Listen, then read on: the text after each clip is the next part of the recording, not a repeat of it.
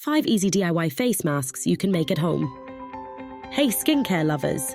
Did you know your next face mask might already be in your kitchen? Today we'll show you 5 simple, all-natural recipes that will give your skin a healthy, radiant look without breaking the bank.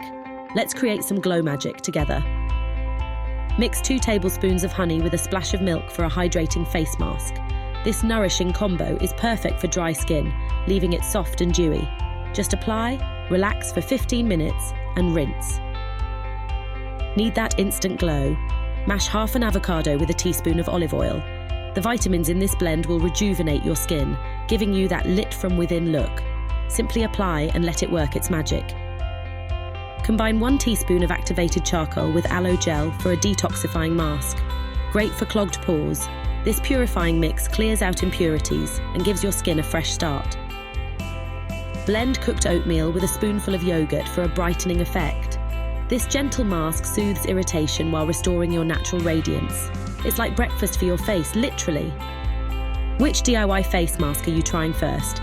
Drop a comment and share your favourite. Follow Bella Beauty for more skincare tips and step into your glow today, because your skin deserves the best care naturally.